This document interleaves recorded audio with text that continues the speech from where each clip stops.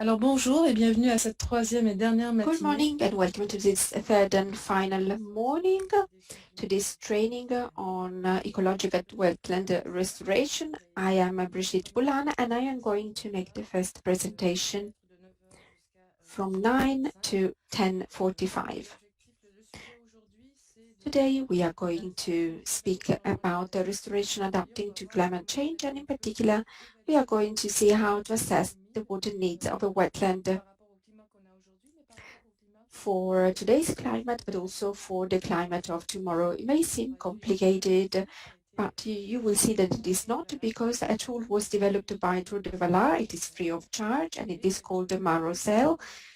And the designer of this tool is here with us, Gaëtan Lefebvre, and he is available to answer your questions. Then there will be a coffee break until 11, and then there will be a virtual site visit with Loic Wilm. He's going to present the temporary marsh that Tour du Valat reconstructed in Camargue, so the Caissaire. As I said, today the topic is the water needs of a wetland, and the presentation will be divided into three parts. First of all, we are going to tell you how and why we have developed Mar-o-Sel. Then the second part will be about how we can use the interface, and we are going to present this tool and its different features. And then the third part will be about a certain number of case studies that will be presented as examples of application of Mar-o-Sel. And finally, you will also have the possibility to test the tool yourselves, so you will be able to also put in practice Mar-o-Sel in the next days and ask questions and answers. First of all, a few facts. Hydrology is a prime factor influencing wetland functions, biodiversity and services. And in any case, it is the factor that is the least studied, because wetlands are not so studied, but hydrology has to be applied not just on one wetland, but rather on catchment areas. And it has to consider also environmental activities and the water needs also of agriculture. So it is a sector subject that is a little bit neglected in restoration and management of wetlands. And it is also quite a pity that in the Mediterranean Sea we have marshes that are permanent and that can be brackish. And in this picture, you can see that there may be changes in the water level, and this can affect biodiversity and the services provided by wetland, but also the flora and fauna we can have in these areas. Today, we have several wetlands that are disconnected from most of their catchment area, because we have developed urban areas, agricultural areas, so they no longer receive water.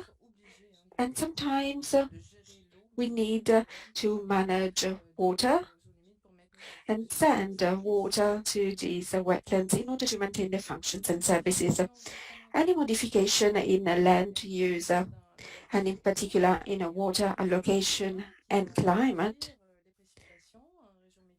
is reducing the freshwater availability, increasing also the competition between the different activities requiring water, and this is going to probably decrease the freshwater availability in the wetlands, increasing their vulnerability. And then one final thing, we know that the situation is particularly critical in the Mediterranean region, and it is considered as a climate hotspot.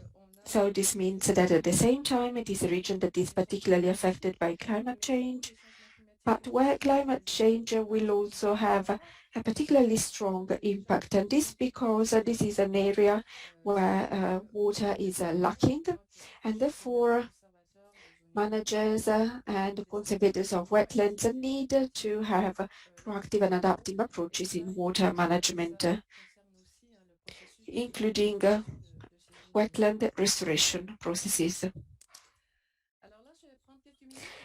Here I am going to speak about how we developed the Mar-o-Sel. It is a longer history. First of all, monitoring of water levels was carried out in Camargue, the largest reed marsh we have in Camargue. There are three big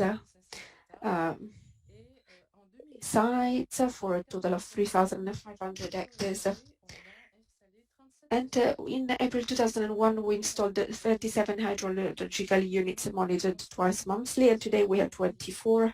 They are indicated in red, and you can see that these black lines in the picture represent basically dikes separating marshes from one another because they belong to different landowners. And each one corresponded to a 180 centimeter PVC tube buried 50 centimeters in ground, so we can monitor the water level in the surface but also underground when the marsh is dried out. And we can also measure salinity levels on the surface but also underground. This marsh had been embanked because there were different owners, but also because of the different land uses. Some sectors were used for fishing, others for reed harvesting, others for cattle raising, waterfowl hunting, and also bird watching. Sometimes these different activities do not have the same needs in terms of water levels during the year, and this means that if we look at the results we had, you can see that the average water level in April-June and underground water salinity in the same period. So you can see that the colors are really different. So these dikes prevent water circulation and also the circulation of aquatic animals like fish. This was the situation we had, and it is real that this was an open laboratory, and we needed a tool in order to assess all these different conditions and situations, and the best solution to be selected. So we have a 37 hydrological unit, and you can see the changes in the first 10 years when we measured the water levels, and then you can see also rainfalls, and therefore we measured the differences in water levels. There is also a meteor station that measures rainfalls, and we can also calculate the transpiration of water. So what is the contribution of human intervention on marsh hydrology? What is the water volume that we need in the wetland? This was the question that we asked ourselves. Can we determine this volume? We needed, of course, qualitative information. Owners just said, well, we need water for a reed, and especially in July, but of course these volumes were not quantified. So the question was, in Camargue, do wetlands depend on human beings for their hydrology? In order to answer these questions and to collect this data, we measured the situation in these 37 hydrological units, and we focused on 4 situations in order to estimate the 4 key variables to be used for our hydrological model. The first key variable is the evapotranspiration of surface water, and this is something we obtain when we monitor the water level decrease when the marsh is flooded without any other intervention. And this is a parameter that varies along the year based on temperature. And the second key variable is evapotranspiration of underground water. So when the marsh is dry, there is water in the soil, and it is going, of course, to decrease based on other features. And we measured the situation all around the year, and we had to evaluate the situation.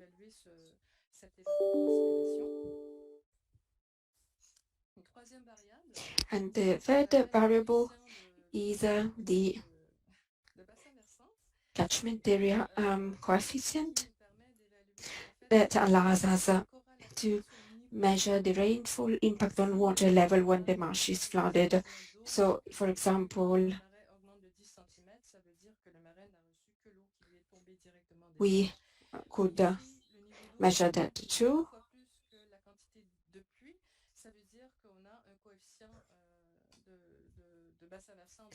So in this case, we can see that we can recover rainfall waters to be used for wetlands. And you can see in the image that all marshes were embanked. Et puis on a aussi le coefficient de l'eau d'un sol. Donc la question c'est... And then we have the coefficient on the soil. So if there are some, so what will be the increase in the level of the soil, because the soil has some space, and so thanks to the increase, the conditions of drought, we were able to establish this coefficient.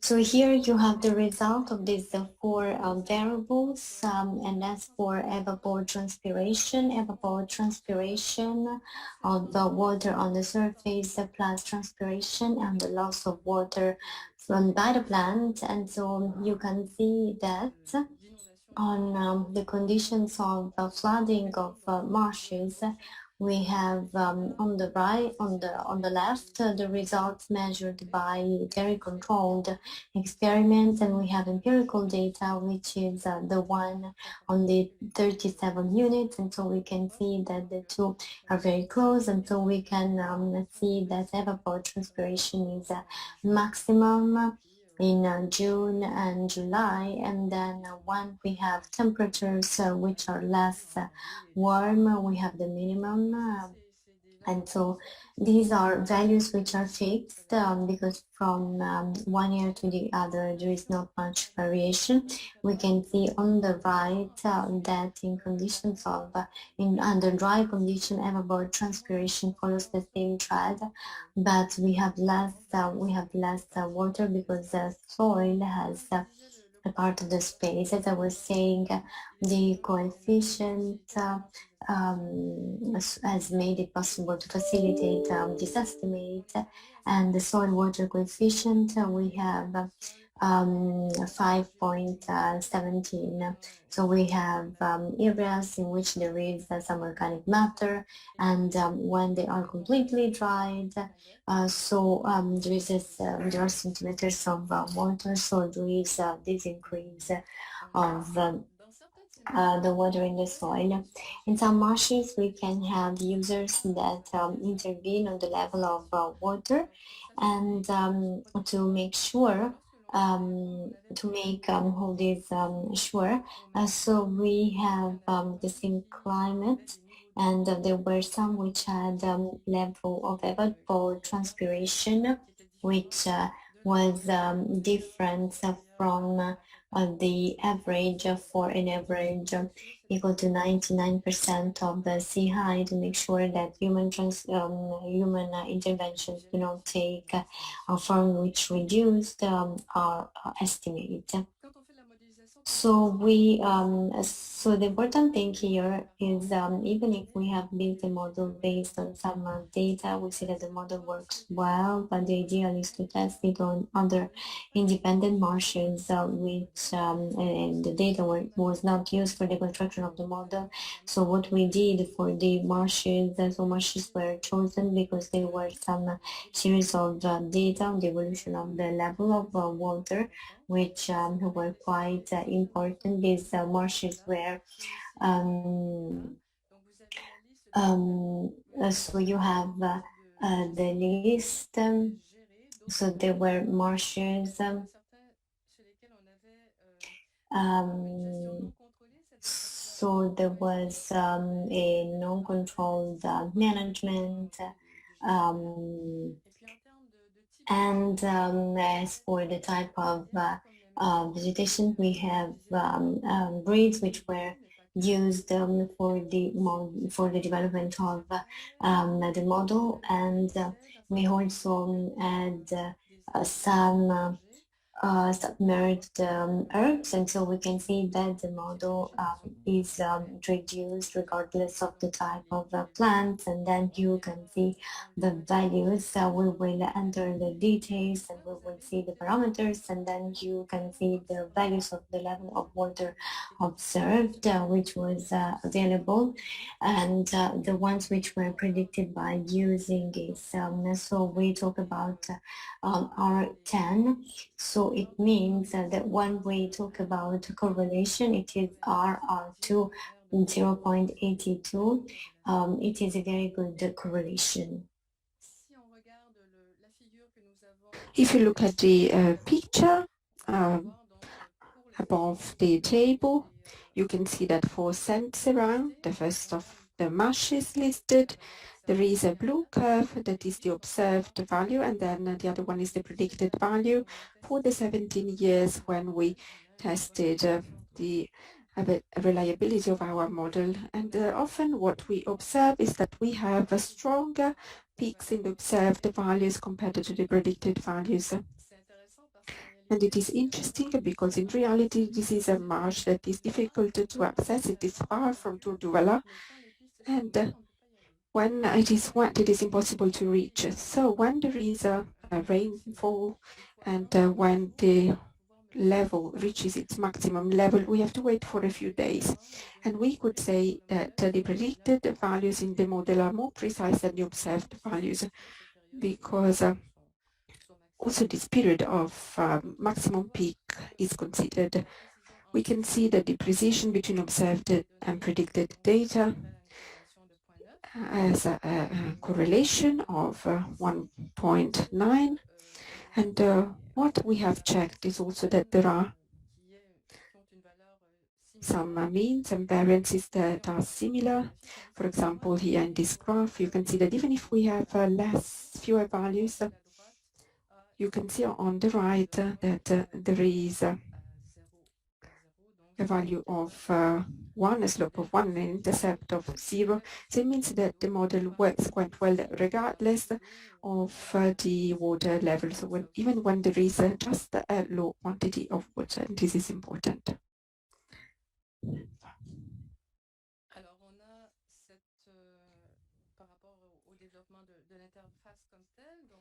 Let's speak about the development of Mar-o-Sel. You can see that we used 13 years of water monitoring in 37 Camargue reed beds, and we developed a hydrological model.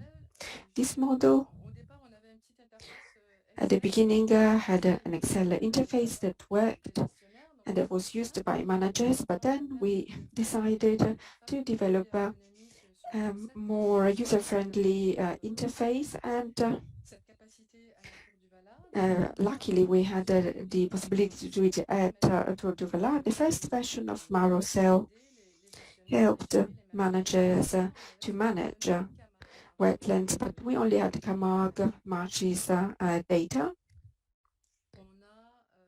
Then, in the framework of a project together with Turkey, we had funds, and we decided to use Mar-o-Sel also in other Mediterranean regions, also because Tour du Valat works around the Mediterranean. So we extended Mar-o-Sel to other places to cover the whole Mediterranean basin. Of course, we only considered places with a Mediterranean climate, and a few years ago we developed the version 3 of Mar-o-Sel, and here we considered change projections, so not just current data, but also projections for 2050, 200, and 2100. So we considered also the possible evolution that we could have. Here you have a reference. You can read above, below in the slide how Mar-o-Sel was developed. As regards meteorological data integrated in Mar-o-Sel, this data comes from the GPCC that provides data on temperature, evapotranspiration, all around the planet with a precision of 1 degree of longitude and latitude. And this data is updated every 5 years, so we have data up to 2016, but we should be able to receive data even for the past years.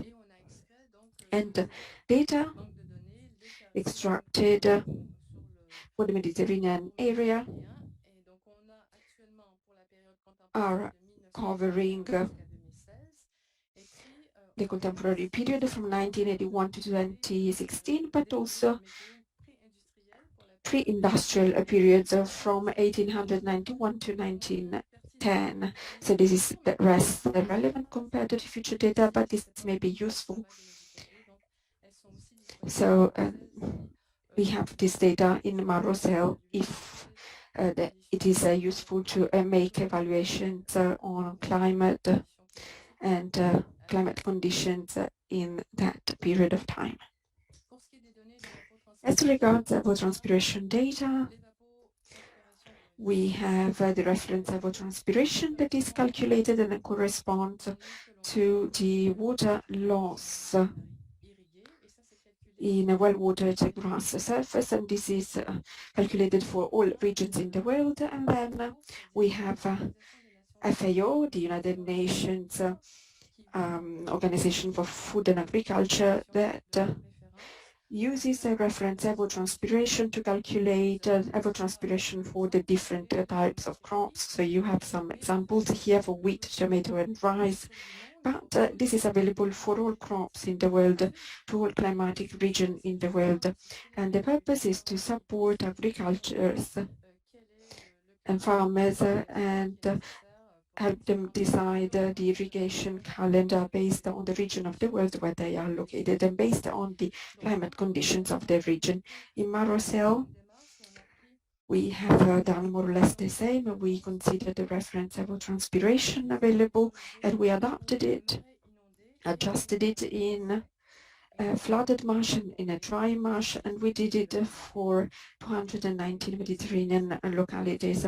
So evapotranspiration is calculated for each month of the year.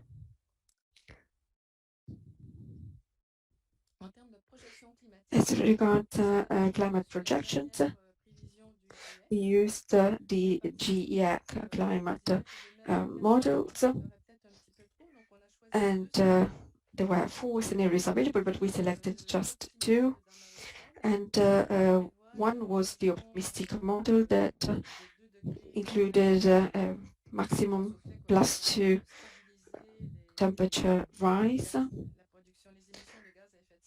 considering a stabilization of greenhouse gases before 2100. And then we also selected a pessimistic model that includes a 4-degree increase if greenhouse gas emissions continue like today. So I think that it is interesting in any case to have these 2 scenarios and to evaluate human impact in the 2 cases. There are several institutes in different countries that develop climate projections. We have considered them all at the beginning, and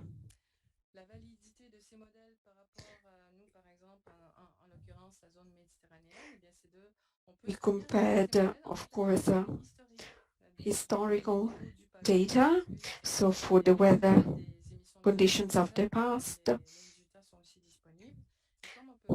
And as you can see, in all models,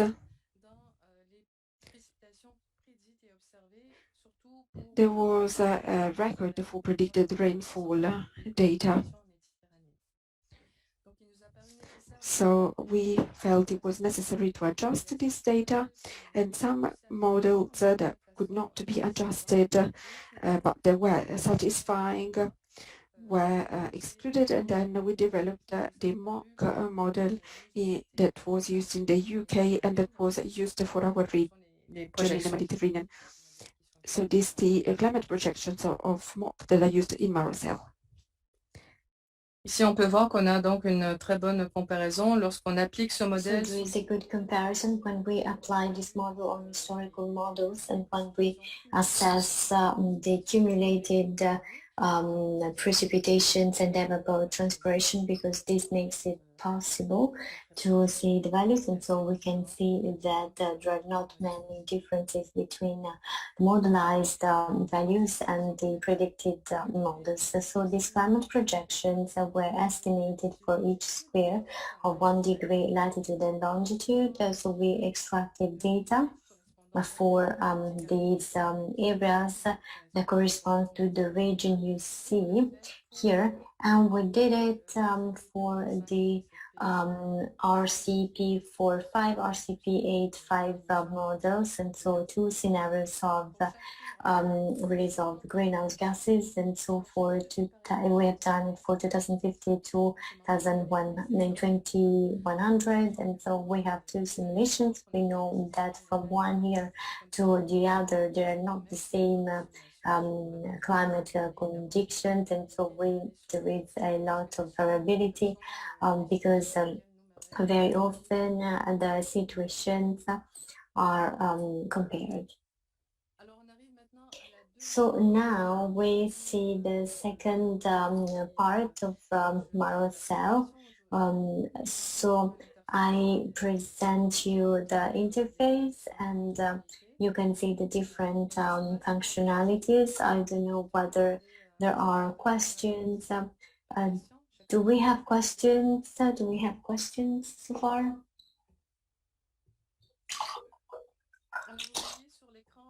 So you see here Mar-o-Sel. So we need to access it. So we have a home page which has a simulation tool which shows its scope and limits. So we read all models are wrong, some are useful. So all models are wrong, it means that they do not always represent reality, but when we talk about the level of salinity, these are physical parameters, and so we cannot predict them very precisely, and so this is a wonderful tool, a very useful tool for us when you have, so the second tab is the connection, which makes it possible to have access to advanced option. And so for example, you can test different scenarios of marshes, and you can keep this scenario in an Excel file to export the files, the data, and or to conserve them. So these are the features you have if you create an account. Otherwise, you can use Mar-o-Sel without a user account.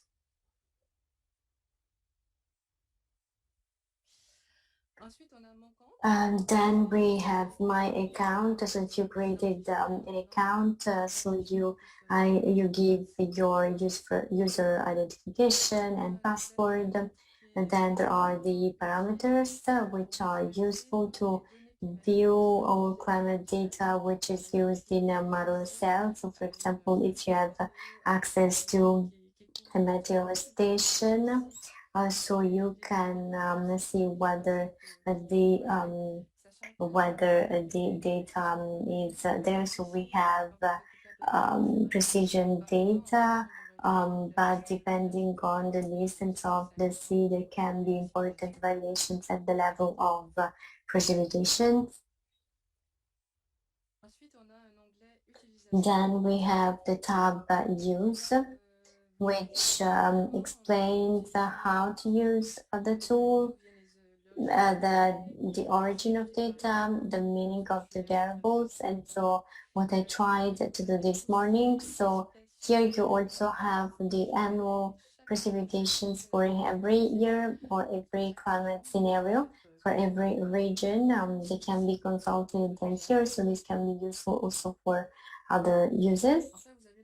And then you have the tab simulations, which make it possible to make the simulation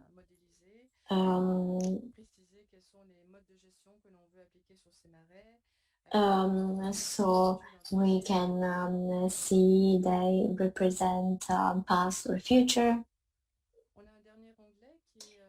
So we have one last tab about, which explains history of the interface, references, legal mentions, and acknowledgements. We developed this interface a few years ago. We have several funds which allowed us to do this. And then we have the last tab, FAQ, prevented us questions. And then on the upper right, you have a little flag which allows you to switch from French to English because Mar-o-Sel is bilingual. And so you have also the icon on the screen, so you can use the dark or light use, so the dark view make it possible to save energy. So when we go on the tab simulations, the first thing to do is to select a place and it's on, and you can do this by scrolling the menu. So here, for example, Tanger, and you can also click on the right where you read a map, and here you see the map of the Mediterranean, and you have to click on the region you're interested in. Then we can use a general scenario, or we can create our own scenario if we have a user account. And then in some cases you can save it, you can modify it, you can destroy it, etc. When you create a scenario, regardless of the language you use, you have to give the name and description of the scenario in the English version and in the French version, so there is a bug in the system.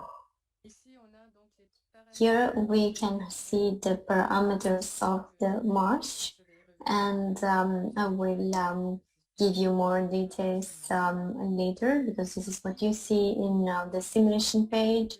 We have the management models that can be defined on a monthly level, and so you can simulate 3 different ways of management, the interventions, and here you have a area which allows you to select the time period for simulation.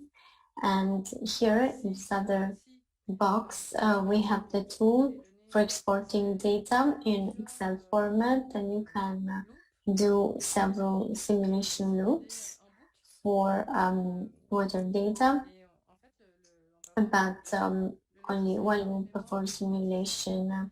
The software has a memory of 10 years, and when we can also have models on flora and fauna, and so we have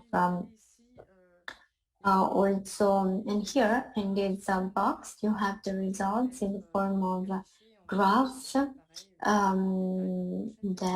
I can explain in the next slides. So if we go back to the physical parameters of the marsh, so we have the level, the overflow level, so the level above which the marsh will lose water by overflow. If we have information, we can include them, and so we can analyze the variation of water in the marsh. The catchment area coefficient, it is the most important variable. It is the ratio that we have between the water level increase in marsh and the amount of rainfall, and it is not the official size of the catchment area. The objective is to say when it rains we receive water from the rain. So this is the coefficient, and when we have 5 millimeter of rain, there is the coefficient of 2, the coefficient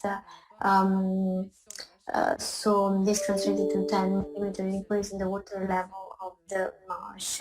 So it is important to precise this because this will improve the quality of the simulation and so the precision of the simulation. Here we have the salinity of groundwater. So when we do not have measurement, it is difficult to estimate it. We know that this can change between 0 and 35 gram per liter. Usually, the groundwater salinity can exceed salinity of surface water by 3-fold. And so we know that salt doesn't go up, and so it is accumulated over time. So if we want to use Mar-o-Sel to better manage marsh for the salinity, it is important to look for the underground water salinity.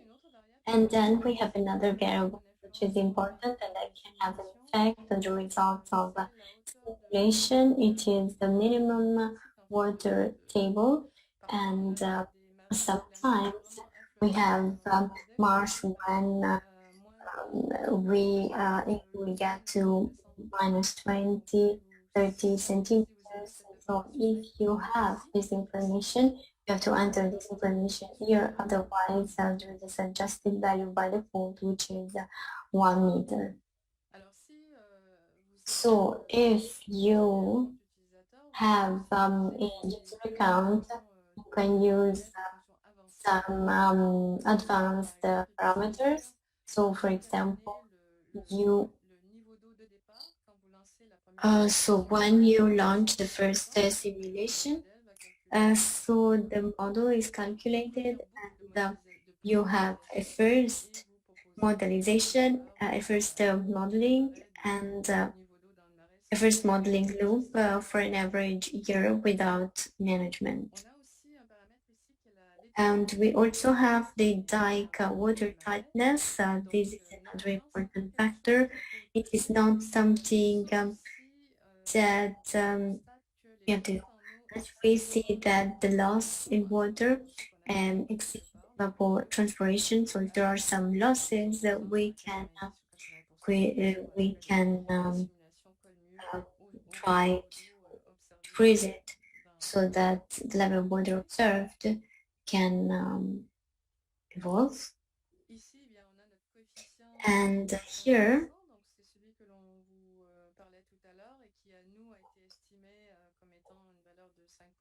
and usually it is not necessary to have it, but if there are soils which are more compact than others, it is possible to change this coefficient.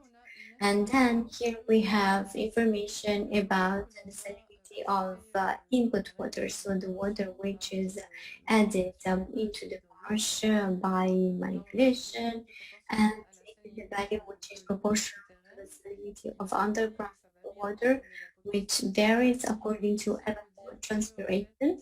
But if we consider that we systematically add fresh water, we can say that the salinity of added water is null, otherwise medium.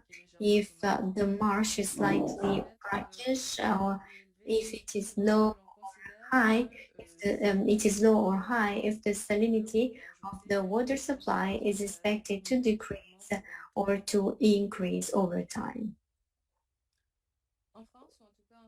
In France, in Camargue, we have as a variety, special variety, different.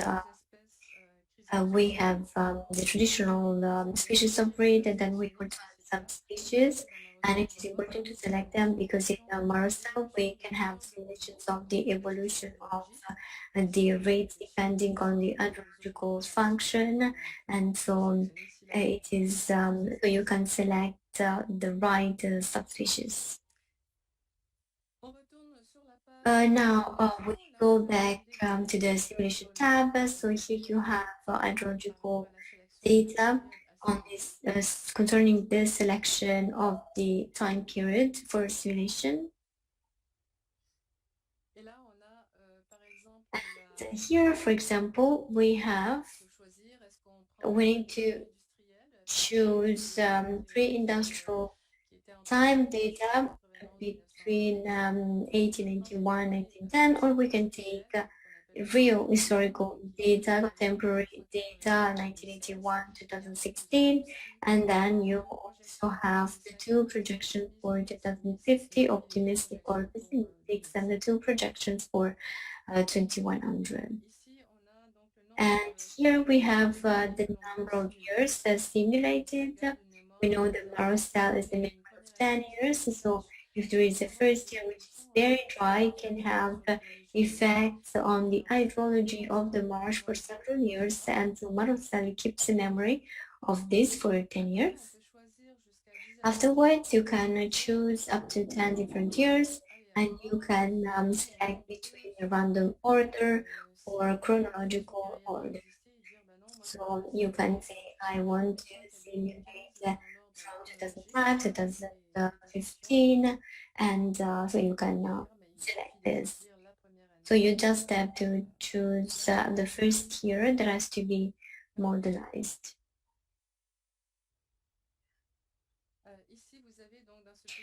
So here, this arrow is to launch the simulations. To simulate water management scenarios, so let's see. Here we have three management modes, strategies which correspond to the monthly level in the 12 months of the year. So you can test a period of 10 years up to 3 different scenarios. And we also have the option to add in these scenarios the absence of interventions.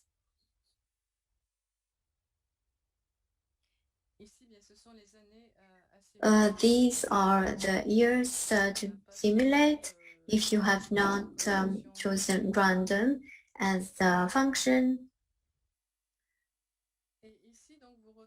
And here you have the settings of management strategies. So if you click here, there is a window where you see the three management modes.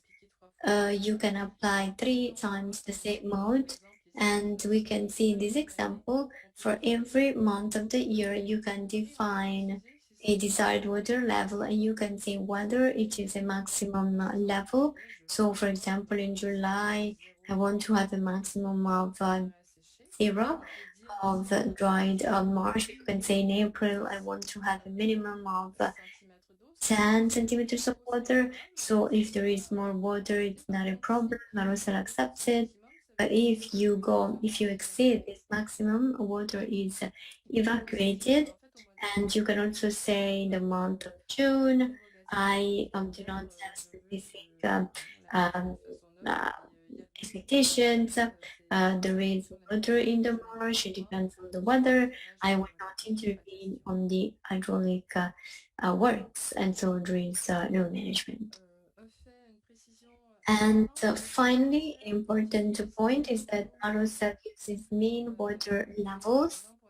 For example, we obtain them by measuring water levels at various locations in the marsh. And so this mean value corresponds to 0 when half of the marsh area is exposed to air, and so it is dry. If you have, for example, a piece of meter which is placed very deep in the marsh, then you can see this represents the depth of the marsh, and so I use directly the level of the piece of meter. On the contrary, if you have a gauge which is the deepest zone of the marsh, you have to correct approximately or mathematically, so you can say the average level corresponds to uh, level of gauge +5, and so we have this value application. It's important to understand when we talk about mean water level. At the bottom of the page of the simulation tab, you have the results. We have spoken a lot about the water level, and so the first chart gives you the level of water that we obtain with and without management. And so the curve is the obtained level depending on the desiderata of the software, and then we have another curve which concerns the value we had if no water has been added to the marsh. Here we represent the volumes of water which are associated to the management, and so added water levels depending on the years.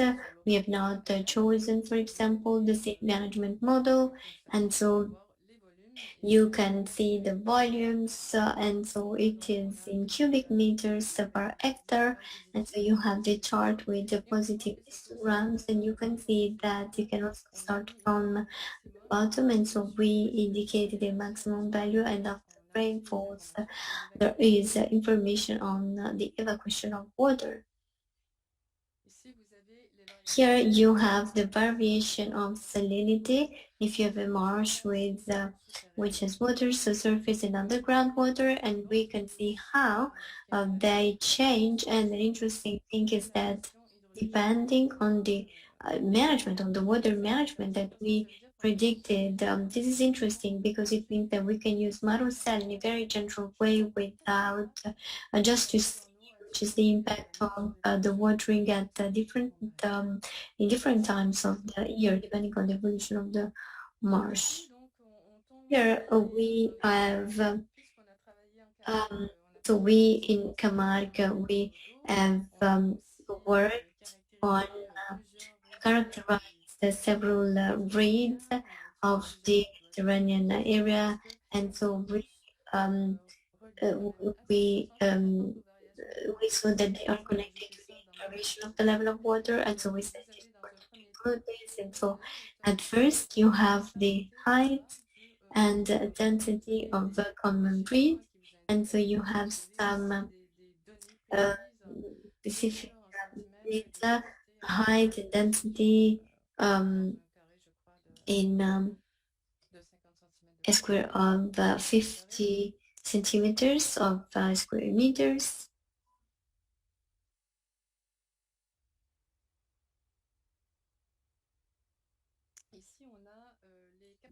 Here we have the hosting capacity for the different birds we studied, and so for example we have the reed passerines, which are very present.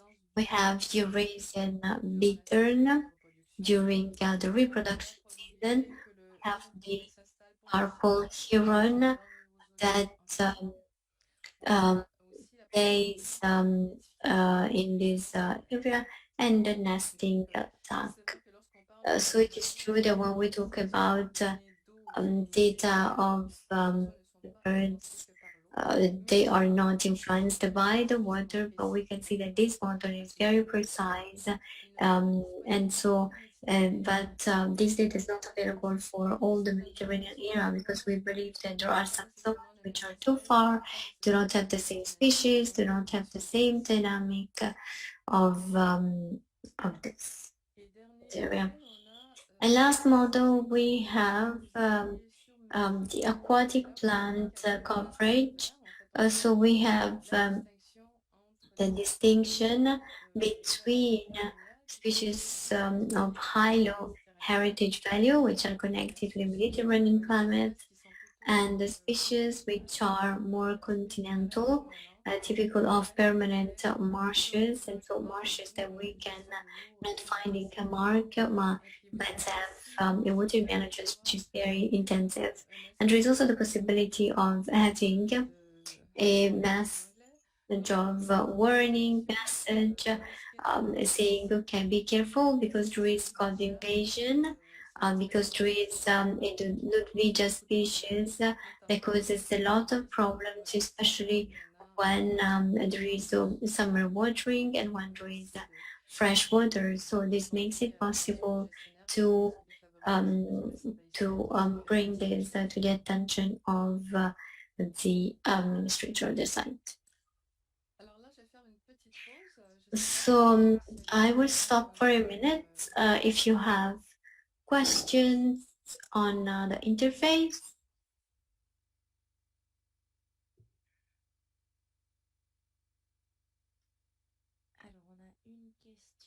We have a question. Have you verified the height and density of common grid from the output of the model with observed data? Yes, if we have this model, it's because when we worked on 40 sites of different reeds and we measured the height and density of the reed. These are sites in which there was also a monitoring of salinity and water level on the basis of the site. So we saw if there is a correlation between the management and the height of the reed. For this reason, we have this data, this information which has been integrated into Mar-o-Sel. I don't know if Gaetan wants to add something. We have 3 minutes of break and we resume at 10, so 3 minutes break. Alors voici, on va reprendre. J'essaie de parler pas trop vite pour nos chères traductrices. We resume. I'll try to speak slowly because I was speaking very fast. So for this third part, I'd like to present some examples of Mar-o-Sel applications that we have done. So in Camargue especially. So we can say that the first application is what motivated us to develop the tool and so to estimate the contribution of human interventions versus rainfall on marsh hydrology. So as for the marsh based on which we developed a model that you can see in the image in yellow from 2004 to 2013, you see the black curve is the level of water which was measured. So mean value for the reeds, this is not the same for every year, but we can see that every year there is dry conditions, and so we have a situation of flooding and a situation, a very dry situation, and the red curve is the level of water that we have in the absence of intervention of water management. So you have this observed value predicted by Mar-o-Sel, and this is interesting because this allowed us to see when we talk about one or the other, we have 45% of hydrology that comes from water inputs compared to 55% coming from rainfalls. And I believe that today we have more stemming from the interventions.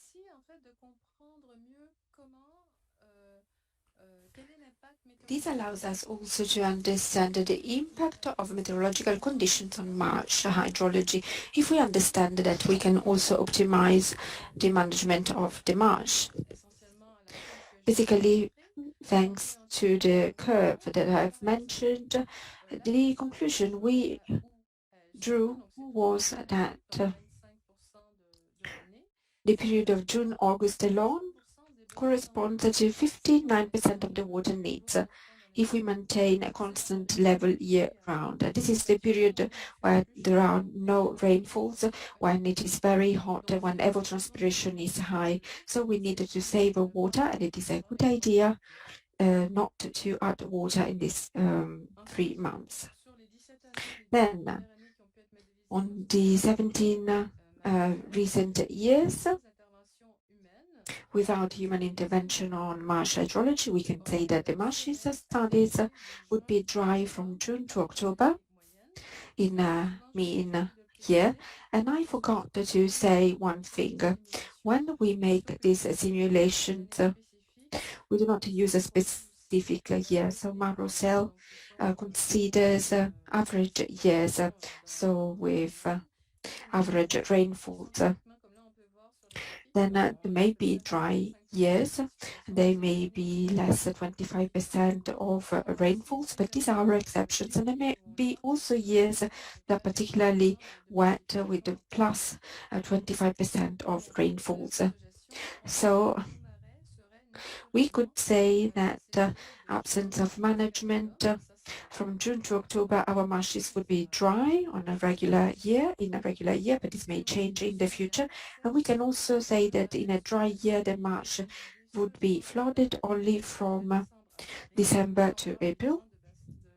And of course, we are speaking about marshes without catchment areas. We did some tests on Mar-o-Sel, and we've seen that when the catchment areas changes, it may be easier to keep a wetland in a good state.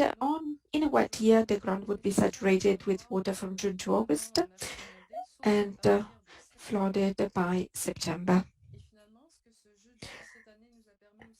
And when we started these 17 years, we've seen also that when there are two consecutive dry years, this may lead to a total dryness of the marsh. So a very dry year could have an impact that goes beyond one single year.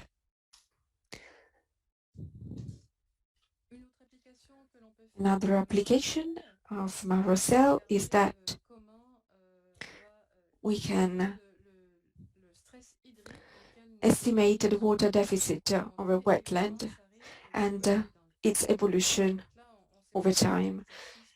So we did this test for the entire Mediterranean basin, and you can see the reference below the image if you wanted to read the full article. So this is the value of rainfalls less evapotranspiration that is estimated when we have wetlands that have a constant water level, because in that case it is easier to estimate the water loss. And we can see that compared to the current situation, there are different situations. You can see the different nuances of red. So we can go from -200 to -1,600. And in the next pictures, you can see the difference between the current water deficit and the future water deficit in 2050 or 2100, in case we consider a positive or a negative scenario. And here you can see that there is a gap, and when the color is green, it means the water deficit does not increase, but it could increase in case of yellow or orange. So when you have a yellow, orange or red, we have a higher level of climate change. And you can see that the most vulnerable areas are located not really in the north or in the south, but in the extreme of the Mediterranean basin, in the east and in the west. These are the most vulnerable areas, in particular Spain and Morocco.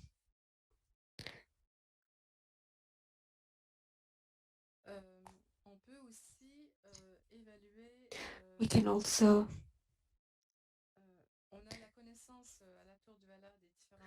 say that the Tour du Valat has studied the different wetlands, and we have defined some rules for a good wetland state.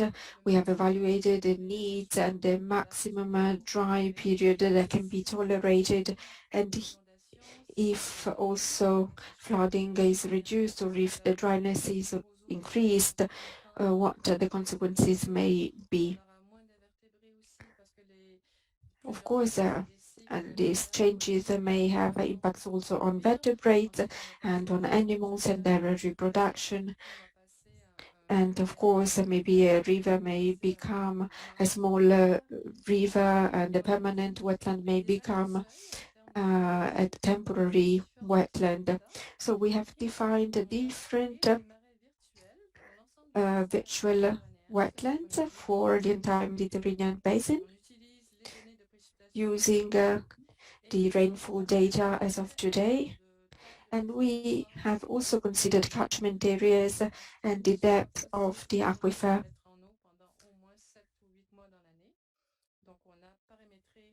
So we have calculated all these parameters for the wetlands in the Mediterranean Sea, based also on the existing constraints, and we have seen what happens considering the two scenarios. And also the flooding period may change, and therefore you can see in these pictures basically the summary of these results. You can see that, for example, in 2050,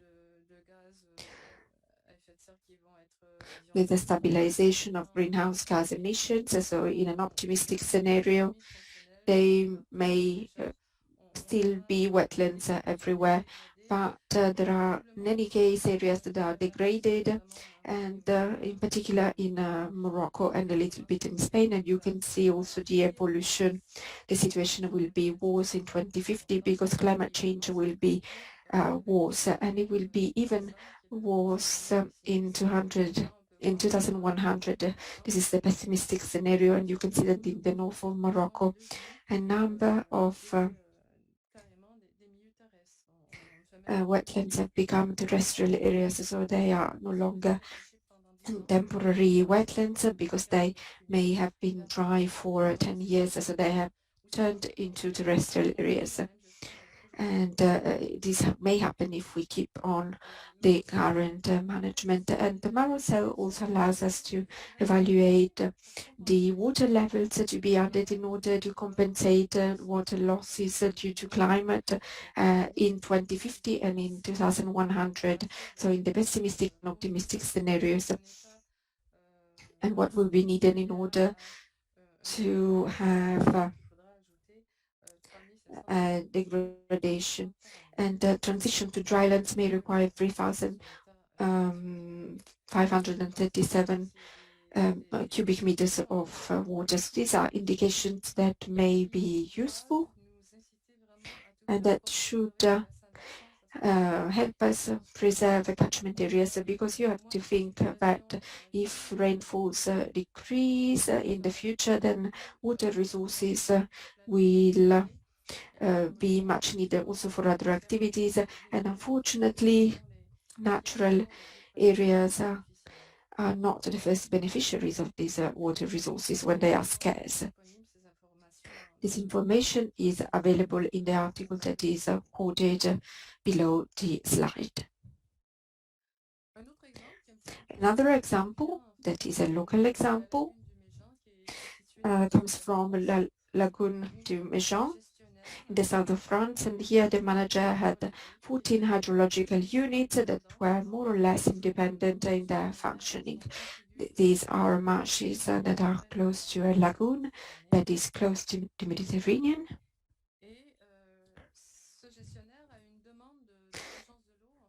And this manager was requested by the Water Institute in France the water level that was used to manage wetlands. So the manager knew that in some periods water was added, but he didn't have an idea of the volume, the water volume. So we thought that Mar-o-Sel was the necessary tool to evaluate those volumes. Now, what were the basic data we had? We set some seasonal objectives in terms of water levels at a scale, at a local scale. So we asked the manager to provide us with the approximate size of marshes exposed the reach water level goal for March 7, for example, in spring, we wanted to have 20 centimeters of water height, and with 20 centimeters, the manager considered that we had 40% of dry ground. In summer, it was 0 and 75% of the marsh was totally dry. So for each of the 14 marshes, we asked the manager to provide these water level goals and this data, and also the equivalent in terms of percentage of land exposed. And starting from that situation, Gaetan created a formula in order to calculate this information and calculate the water volume that could be exploited in the marsh. And here in the picture, you can see a scheme that summarizes the calculation. You can see that when, for example, we have 25 centimeters, we know that we have 70% of dry ground, and this corresponds to a mean water level of minus 10 centimeters in Mar-o-Sel. And when we have, for example, 55 centimeters, we know that we have to subtract 35. So after doing that, we calculated all these volumes using Mar-o-Sel. Mar-o-Sel was used to estimate the water volumes needed to reach each of these management goals. And as I said before, the best way for the Water Institute to have an idea of the changes in these volumes according to weather was to use a dry, a regular, and a wet year.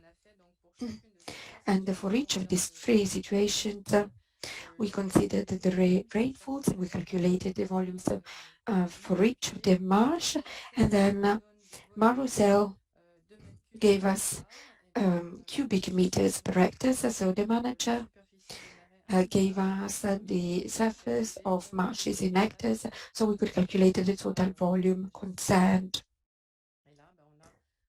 And we have 3 volumes estimated for the 3 situations: wet year, regular year, and dry year on average.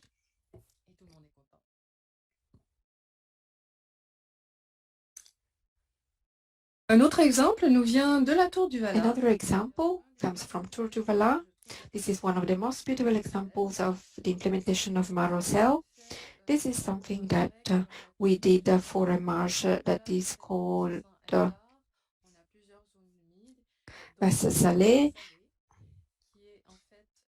Basse-Salée is a former arm of the Rhône River. It is the deepest marsh we have at Tour du Valat Natural Reserve. This site is a regional natural reserve, and therefore there is a management plan. And the management plan 2007-2013 for this marsh covered 50 hectares of marsh surrounded by a reed belt. And the objective was to host various bird species during the breeding and non-breeding season. We wanted to host reed passerine, Eurasian bittern, purple heron, and also during the summer when water level is low, shorebirds, waders, but also dabbling.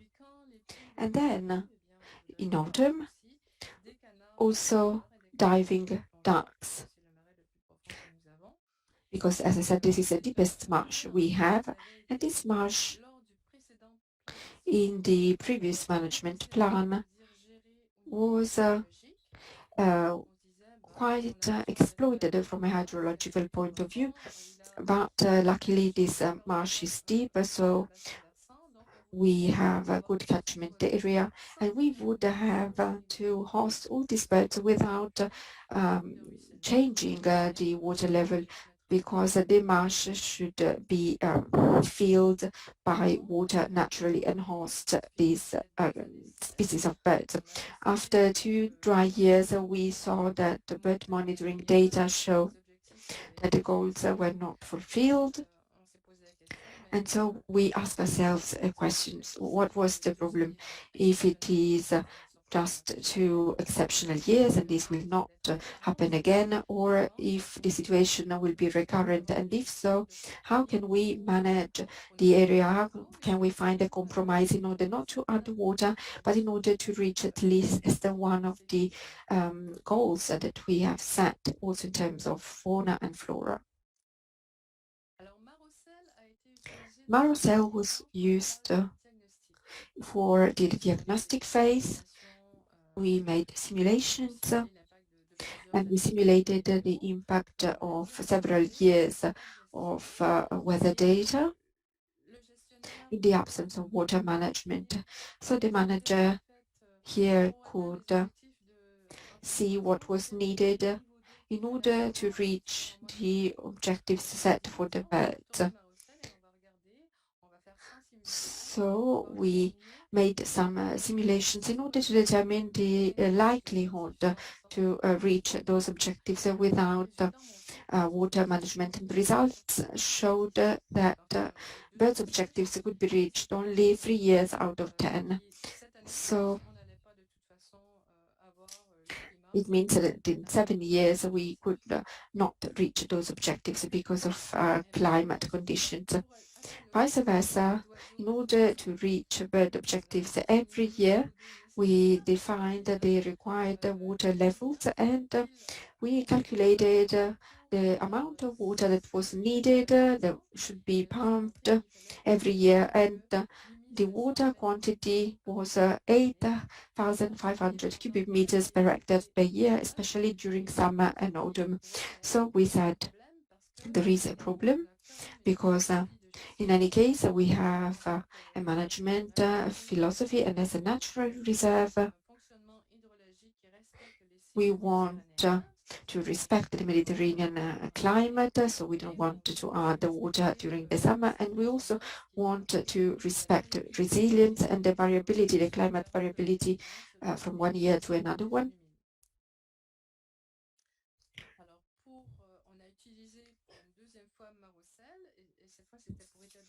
We used the Mar-o-Sel in order to set the management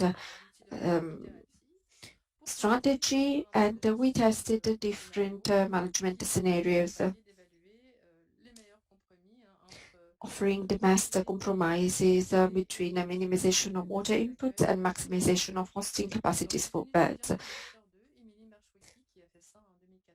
And Emily Mashaki did these simulations during his master's course, and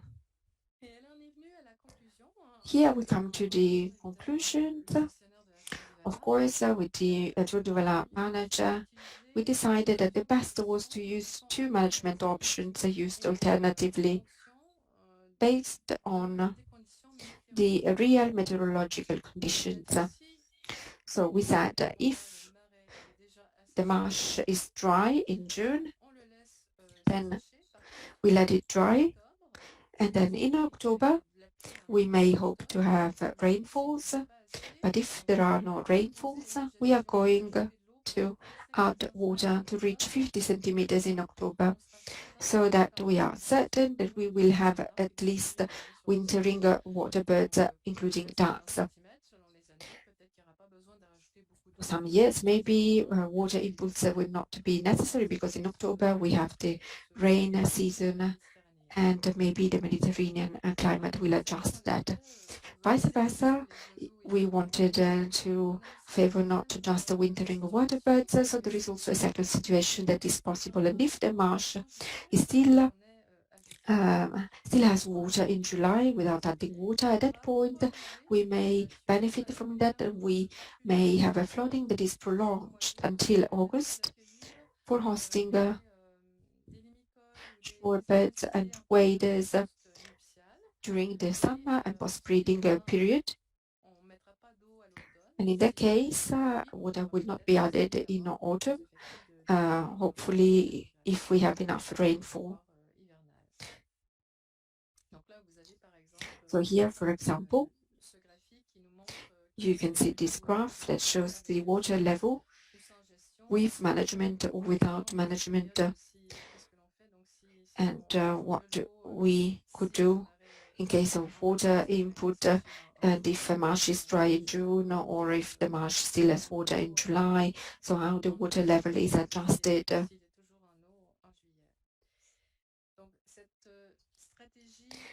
This dual management strategy means that we do not do the same things every year. We adjust to the local situation, and this avoids long periods of drought. As observed in those two exceptional years, they were considered as a catastrophe in terms of the conservation of birds. And this allows also to reduce the water input. At the beginning, the estimate was 3,400 cubic meters per hectare per year on average to reach our objectives. We saw that we can reach only some objectives and not others, but this water input can be reduced. And then the third thing is that it permits to favor interannual variations typical of the Mediterranean climate. And as I said before, this may help marshes to be resilient and face climate change. And as regards herons and reed passerines, we saw that it will be difficult because they require good water levels at end of July, so it will be difficult for these species to reproduce, but in very wet years, these species may also come to the wetland to reproduce. One final example that is provided is the example of the Caissaire marshes located in Camargue, and it will be presented during the virtual site visit later. Will be presented by Loïc, so I will just talk about hydrology, and Loïc will talk more about the actions implemented in order to recreate a 30 hectares wetland in an area that had been used for agricultural purposes and basically for rice farming. Rice farming went on for 50 years. Basically, we mainly had this type of parcels. Soil was quite deep compacted. Was quite compacted, and there were also weeds, and also other characteristics that Loïc will explain all these aspects, and I am going to focus on hydrology. As for the constraints in this wetland, we would like to create a temporary wetland respecting Mediterranean climate, and it will be flooded from September to May. We also created a small topographic variation, but not too much. We don't want the water level to be more than 70 centimeters. We are not going to add water during summer. And the water input comes from the canal close to the site, and water is pumped. So also in a sustainable development perspective, we decided to use a pump powered by wind and solar energy. So the water input is made gradually because, of course, the pump has specific capacities and volumes, but in any case, the volume that can be pumped is sufficient to reach our objectives. So the question in this case was, we already had the wind pump, but was not enough. So we ask ourselves how much and when do we need to pump water to reach our restoration goals. This will allow us to also define the pumping capacity and the pump that was needed.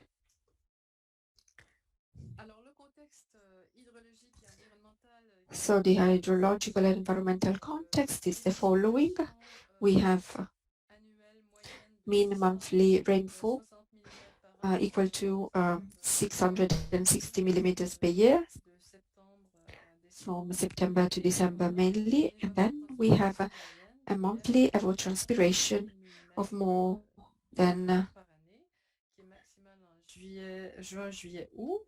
2,090 millimeters per year between June and August. So it means that there is a mean water deficit of 1,430 millimeters per year. If we compare the two pictures, we can see that it is only from October to January that precipitation exceeds evapotranspiration. So it means that in absence of water management, these are the only years when we can hope that nature can flood the wetland and have a positive water budget, if you want. If you look at the picture, you can see that the wetland is surrounded by an agricultural area, so the wetland has a limited catchment area and not much rainfall can reach the wetland.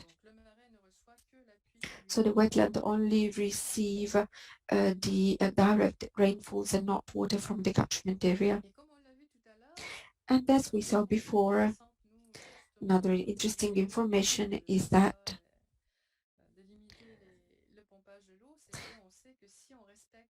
if we respect the Mediterranean climate and without water input from June through August, water needs are reduced by 69%. So it is important not to add water in the summer, especially because when we do it in Camargue, there are also invasive species that are favored.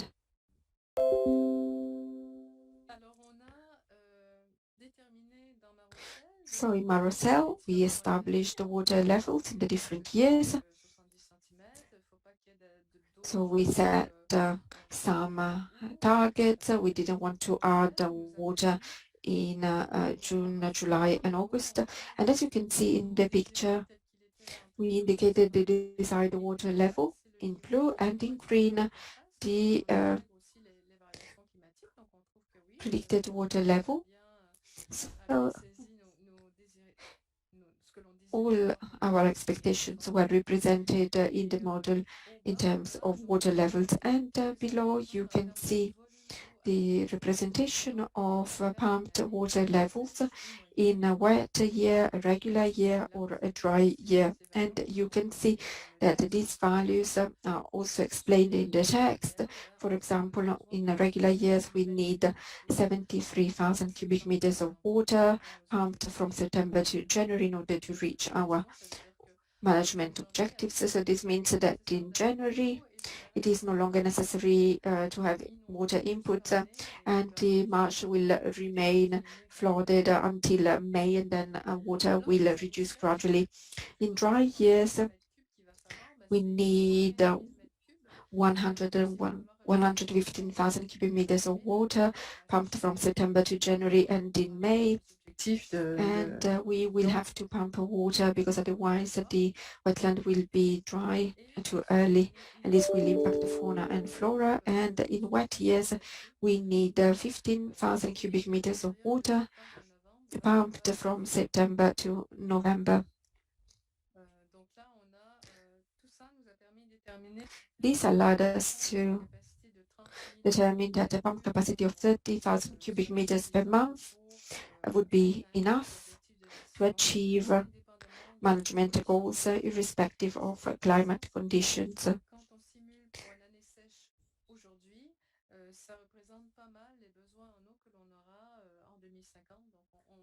peut aussi le faire évidemment avec des années du futur pour s'assurer que les aménagements qui sont faits aujourd'hui seront aussi And we durables. know that the ventures will last over time.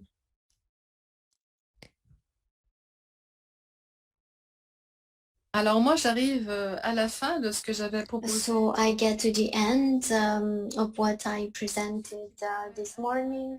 If you want to have further information, I suggest you some exercises which are in Mar-o-Sel. You can make this exercise now or in a few days. So you go on marosel.net, you select the region Nîmes-Courbesac, and in scenario you will see different exercises, and there you can see the different exercises which are important for the objective. So the first exercise, for example, helps you to see how we can configure Mar-o-Sel to model a particular marsh with water level data.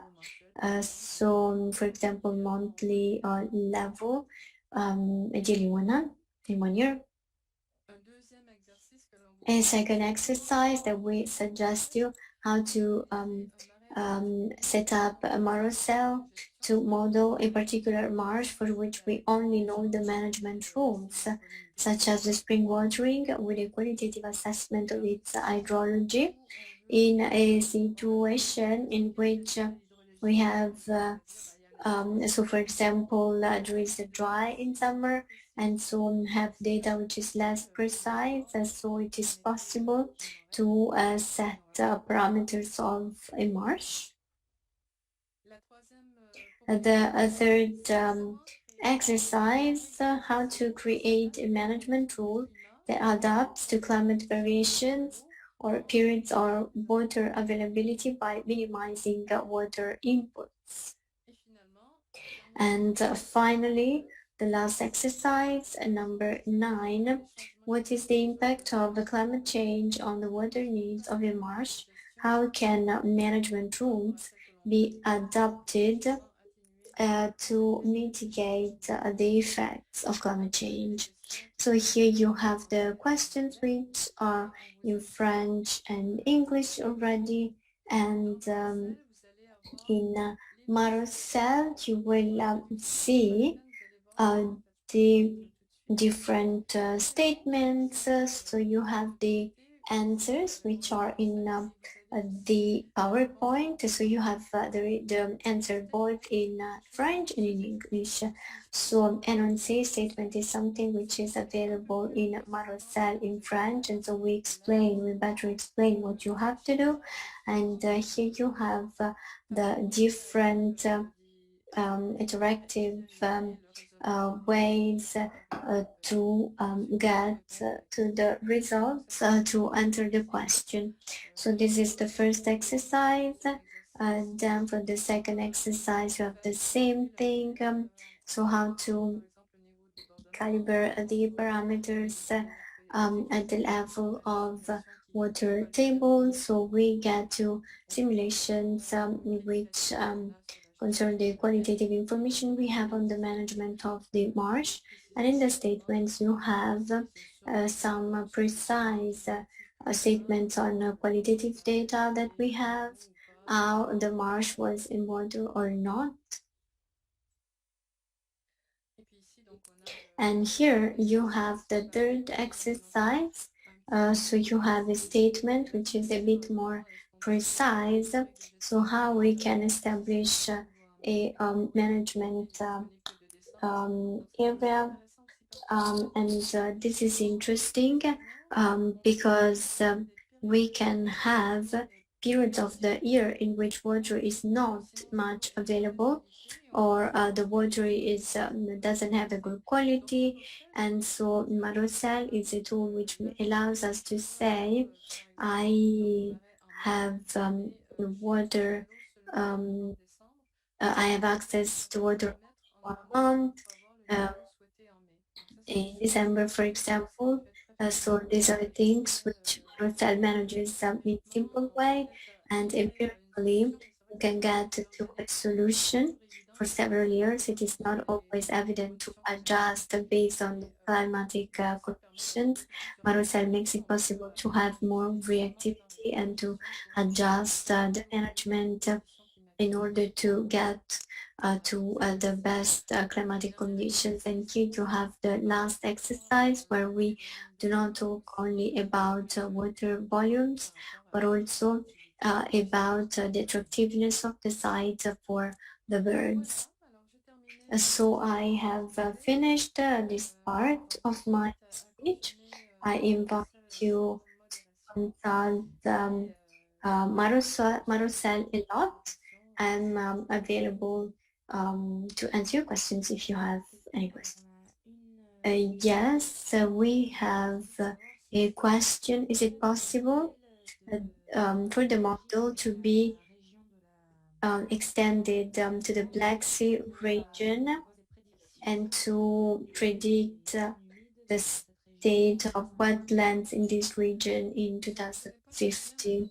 I do not know the weather of the Black Sea, but I can say that we can verify in Mar-o-Sel, we can see if the data corresponds to our region, and if we can change this, we cannot change the data in Mar-o-Sel, but in the Black Sea, if we have the same seasonality of rainfalls,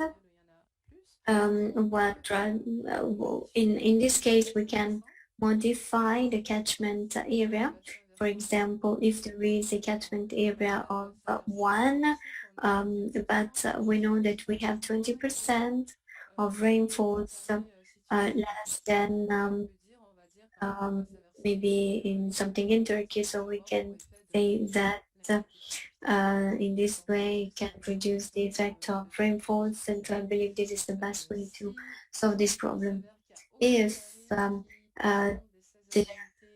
are areas which have a comparable seasonality, I believe that there are no solutions.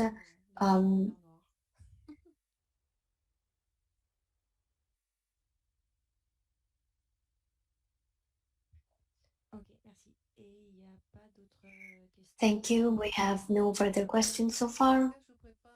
So in this case, I suggest you to have a break until 11, because we will have the session at 11. So we can have a virtual side of the Caissaire marsh. So see you in 15 minutes.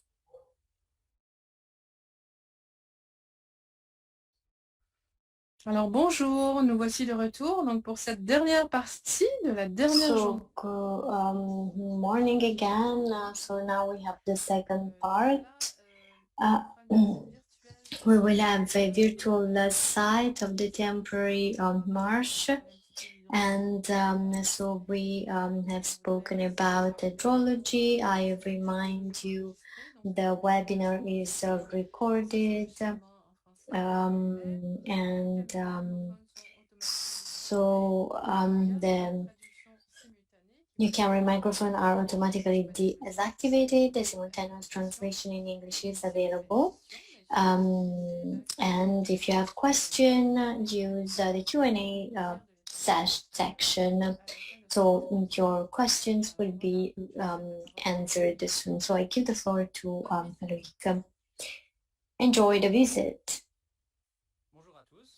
Good morning, everybody. I will talk about two sites that the Tour du Valat has worked on. So these are two small sites, a few dozen hectares, but have had to undergo a very active and interventionist restoration.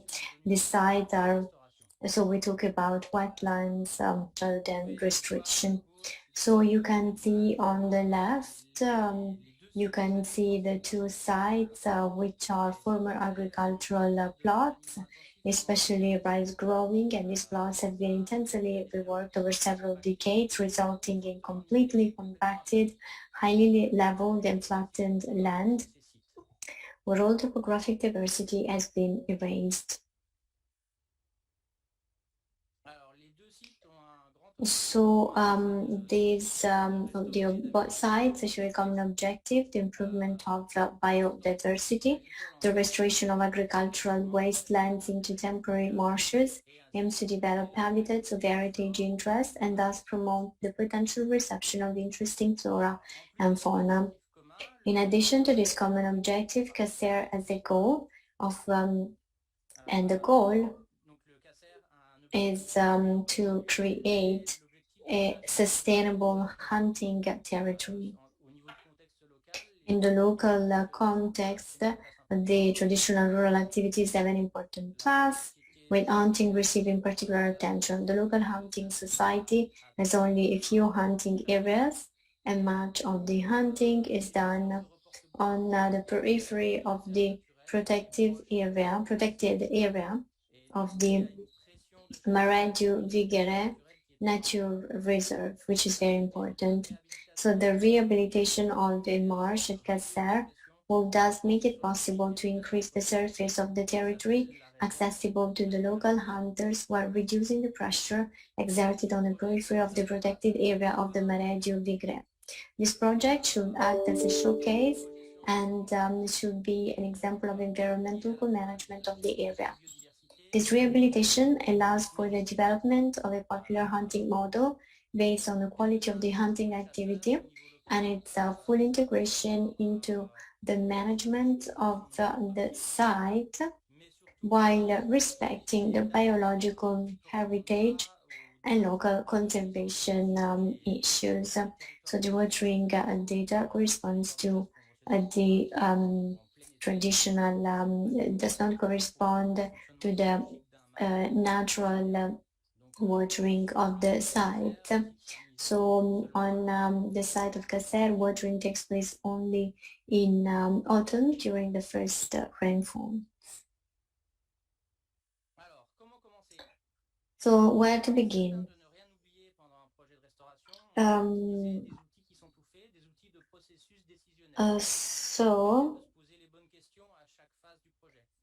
So to be sure not to forget anything during the restoration project, one can use decision-making tools that allow you to ask the right questions at each phase of the project.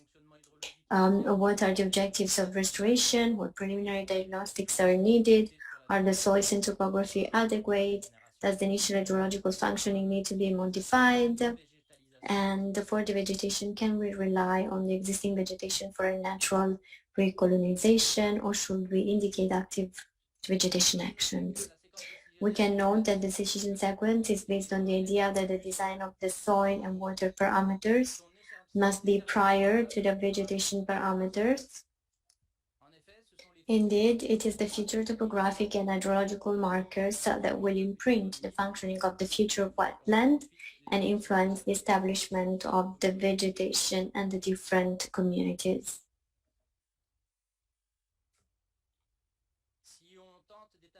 An attempt to establish vegetation on a topographically and or hydrologically poorly calibrated area will have a high probability of failure.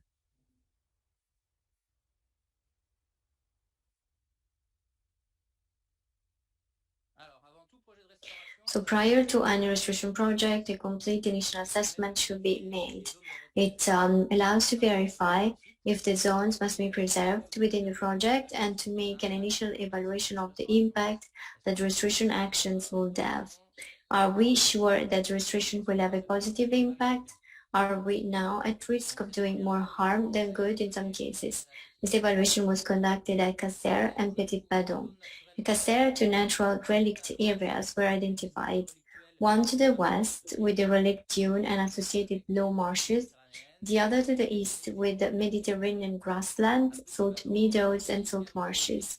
In Petit Badon, there is a relict marsh with salt meadows and salt marshes.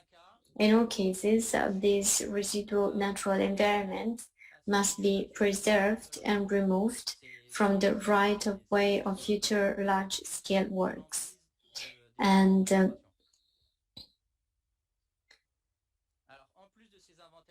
in addition to these habitat inventories, an inventory of flora and fauna species must be carried out to verify that the project does not harm interesting species that may already be present. Finally, an inventory of invasive exotic species must be conducted. If they are present, the potential risk for the invasion of the area to be restored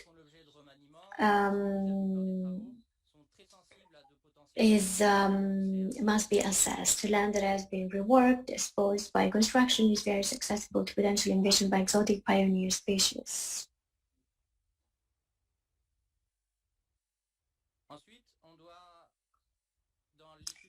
Finally, we need to study the topography of every site where an initial topographic profile must be studied. Where are the lowest lands that can be developed? Once the low areas to be developed are identified, will reprofiling be necessary? On both sides, the land parcels have been so flattened that it seems necessary to recreate topographic diversity. Study of the feasibility of the project, so the condition of the soil. The nature of the soil is suitable for the development of a wetland, soil sampling should indicate by the presence of clay horizons the possibility or not of restoring the site as a wetland. Impermeability allowing the maintenance of water during floods.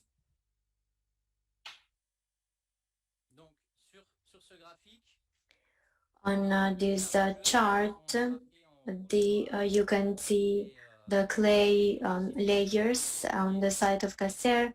We verified that in most cases we have clay layers in depth, and so we must have the precise knowledge, specialized knowledge of where these clay layers are located to elaborate the tree profiling scenarios. And so we need to preserve these clay layers to ensure the future impermeability of the site.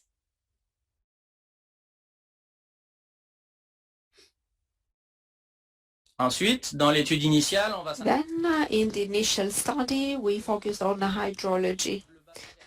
If the catchment area was enough to fill the wetland, or if an artificial water input was necessary, pumping or diverting fresh water may be necessary. And in this case, we have to study the type of intervention, pumping, etc. If the hydraulic infrastructures are already existing, or if they have to be created, and in that case they have to be also calibrated, and then the water level that is enough, and the costs to build these hydraulic structures, and the utilization costs. This for Caissaire and Petit Badon, and we saw that this was not enough, so we had to study artificial water inputs. In Caissaire, it was difficult and quite expensive to use the electric network that was far away for water inputs. So we decided to use renewable energy, in particular wind, and the water is pumped using this pump that uses wind energy. For the time being, the system is not sufficient, so a second pump has been installed, and it will use solar energy from solar panels. In Petit Badon, we have two possible alternatives: a canal that borders the site and an electric pump that is located close to these houses in Petit Badon. I have spoken about the water quantity, but in addition to the water quantity, we will have to also mention the water quality, because of course we have to consider the chemical and physical characteristics and nutrients, the substrate, pH, salinity, So the quality of this water will condition the vegetable communities that we'll establish here.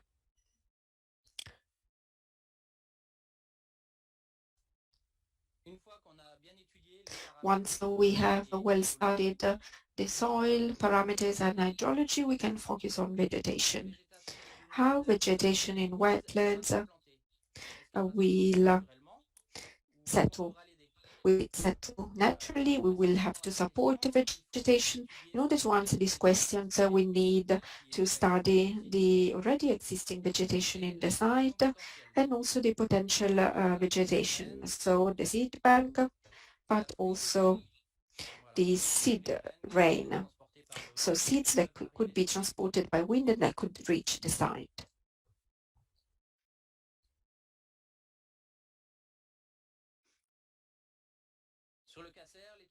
In Caissaire, we studied the potential vegetation and the existing vegetation, and this study didn't show the existence of vegetation species that could naturally reconquer this area. So in Caissaire, an active revitalization intervention was needed, and I will tell you more later. In Caissaire, also engineering works were made. This was a design of the project, and to your left you can see the representation of the lowest areas and to the right you can see the breakdown of vegetation communities based on ecology and hydromorphic levels. This could be assessed also based on the topography of our site. So we calculated how the different vegetable plants could organize themselves in the area.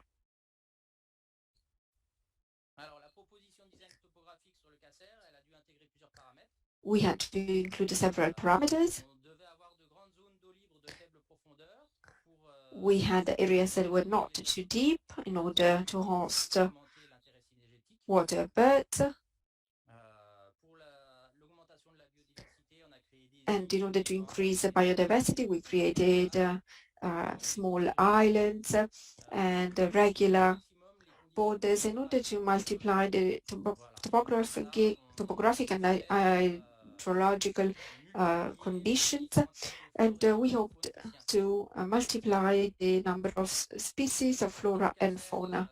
In Caissaire, as we said before, we also had to preserve clay, and in particular the underground clay layer to keep water, and we didn't want to move high quantity of earth and land, so we tended to reduce this quantity. Two rules were implemented for earthworks. We didn't change low areas or high areas, and we also used the former dikes that were present. And the second rule was to have basically zero balance between high volumes and low volumes in the site.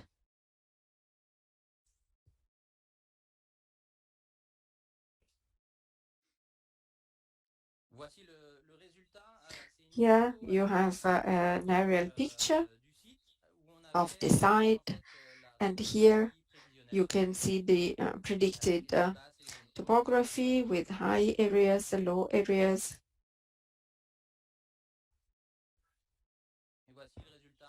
And here is the result after the works.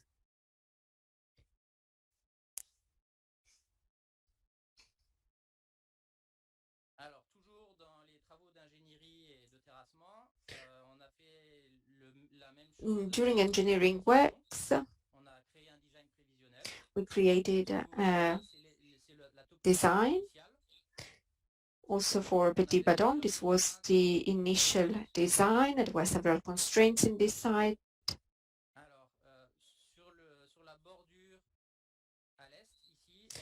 Here, to the east, we have a deep dike, and we had to keep it watertight.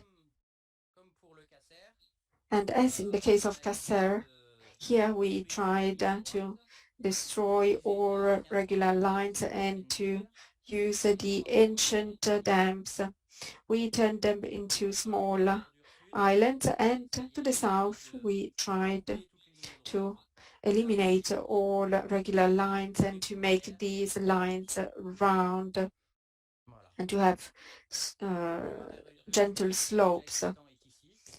This is the marsh that existed,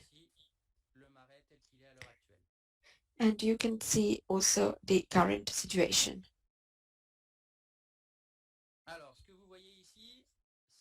So what you see here is the topography and the differences. You can see the differences between the initial topography and the predicted topography in order to know where we had to increase the soil level using a specific software.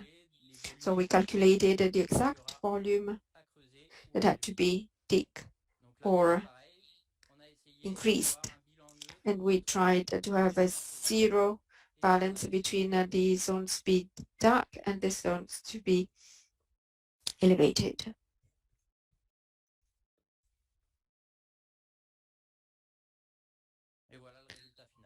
Here is the final result.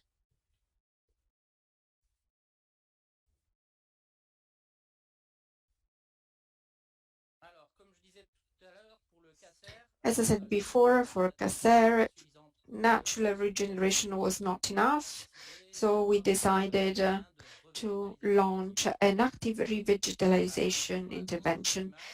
On your left-hand side, you can see that for aquatic vegetation, we used the soil transfer using a reference ecosystem.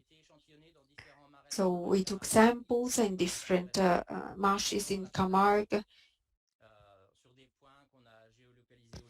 and we used also GPS to localize points. And then when the marshes were dried, we took samples of the superficial layer, and then the superficial layer was put in Caissaire. And to your right-hand side, you can see the actions carried out for the terrestrial communities. And here we used the transfer of seed or hay, manual activities for some species, and mechanical activities for others. So we used also this aspiration tool to collect seeds and transfer them. And the same for terrestrial areas. We also had a reference ecosystem in order to select the most adequate seeds for our wetland.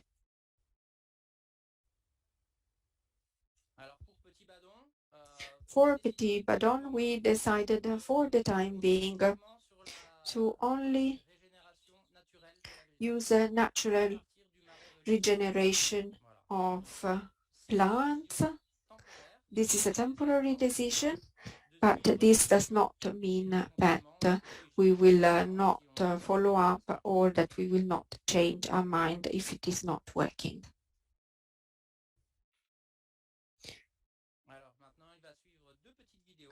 Now we are going to have 2 short videos.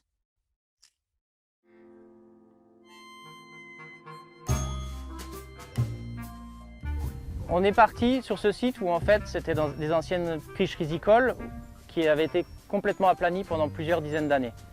Et nous, ce qu'on voulait, c'était retrouver une grande biodiversité, et pour obtenir cette biodiversité, on voulait créer différentes conditions topographiques et du coup de différentes conditions hydrologiques, des zones qui sont très inondées, des zones qui sont moyennement inondées, des zones qui sont peu inondées. Et donc on a multiplié comme ça le nombre de profils topographiques, des zones hautes, des zones basses. Et du coup, en fait, les conditions topographiques et hydrologiques impriment des conditions à la végétation qui fait qu'elle s'implante différemment suivant les endroits avec différents types de communautés végétales. La butte qui est derrière, en fait, c'était une zone qu'on a découverte pendant le diagnostic initial. C'est une dune relictuelle, une ancienne dune alluviale du Rhône. Et donc, c'était important pour nous de ne pas y toucher. Et en fait, ça faisait partie, dans la phase d'état initial, des zones qu'on a cernées et qu'on a décidé de ne pas toucher.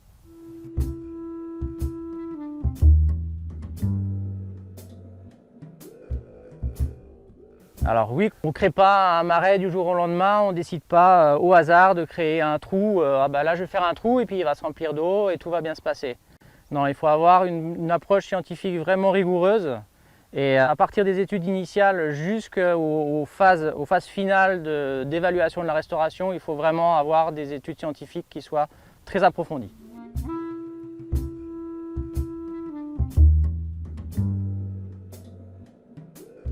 Alors, une des principales difficultés, c'est de synchroniser en fait toutes les différentes activités qu'il va y avoir sur un projet de restauration tel qu'ici. Il y a beaucoup de contraintes, que ce soit les contraintes de diagnostic d'état initial, les contraintes liées au financement, les contraintes liées à la réglementation, les dossiers d'autorisation, les choses comme ça. Et les contraintes aussi avec toutes les activités de gestion qu'il peut y avoir avant, pendant et après le projet de restauration. Tout ça, toutes ces activités peuvent interférer, se télescoper. Et du coup, ça peut nuire au suivi du planning prévisionnel initial. Voilà, donc il est important dès le départ de faire un planning prévisionnel qui soit très précis et très carré pour essayer de rester dans les clous.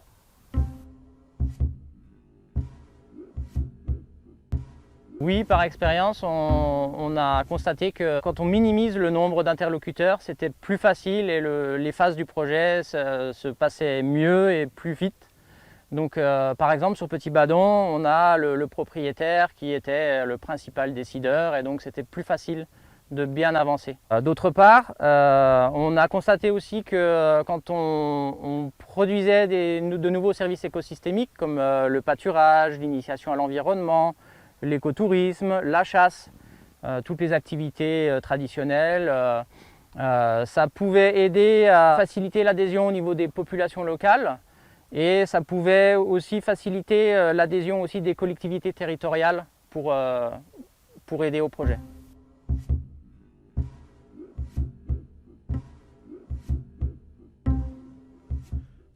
S'il fallait retenir qu'une seule chose, c'est qu'il faut négliger aucun aspect des études au fur et à mesure du projet. Que ce soit l'étude sur la topographie, l'étude sur l'hydrologie présente et l'hydrologie à venir, que ce soit sur la pédologie, que ce soit sur la végétation actuelle ou celle qu'on va vouloir implanter par la suite.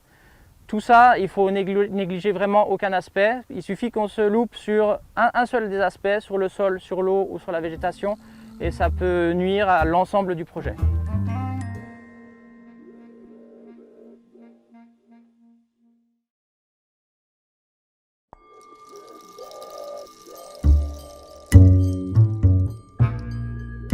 Il y a deux sites qui sont étudiés par la Tour du Valat, le site du Petit Badon et le site du Caissaire dans lequel on se trouve ici.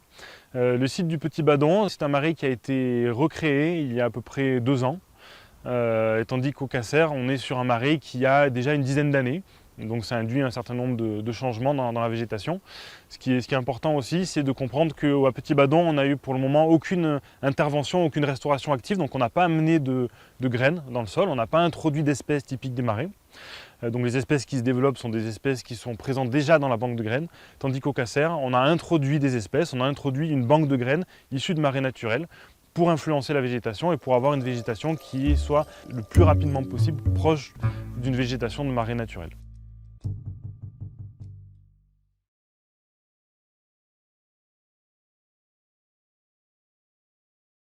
Voilà, merci de votre attention. Thank you for your attention. Do you have any questions? We have a question on water birds. So which are the indexes to be studied? I'm not sure I have understood the question. Can you please provide more details so that we can better understand the question?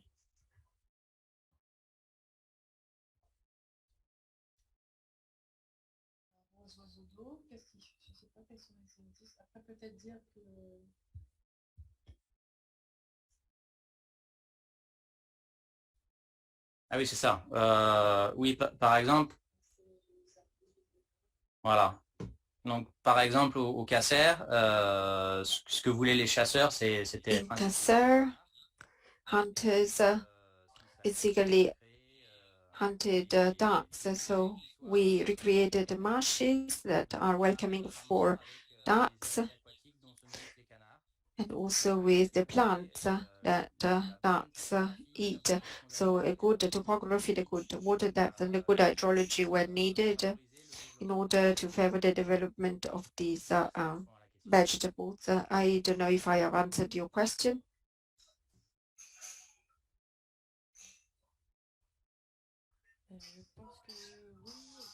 I think so. She said that she made reference to ecological studies to be carried out. Well, I'm not a bird specialist, so I cannot answer very specifically. But when we decided to make the initial design, we also involved bird specialists to have an idea of the ecological conditions that could be favorable for ducks and this species of birds. Oui, donc je disais, j'avais une question sur le site de Petit Badon. On voit sur le I have a question on the site of Petit Badon. I saw that the southern part involved more earthworks. Why did you decide to make this area? Well, as we said, what we wanted to have was a zero balance, so we needed a place to stock this quantity of land, and that is why we used this southern part of the site to put all the land that had been removed elsewhere. Et on a une autre question. There is another question. How did you design and reprofiling?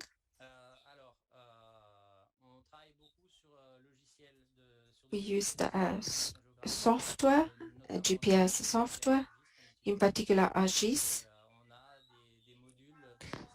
and we use also 3D models available on this software. And basically, we studied the initial topography and we tried to imagine where we could build islands based on the existing topography, where we could dig, and then we proceeded slowly based on the land volumes to be removed. And then we wanted to keep this neutral balance between areas to be dug and areas to be increased. So we found a good compromise.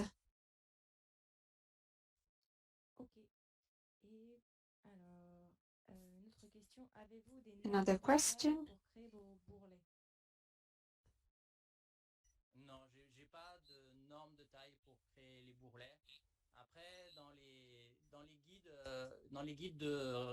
Do you have size standards for creating your bulges? No, we don't.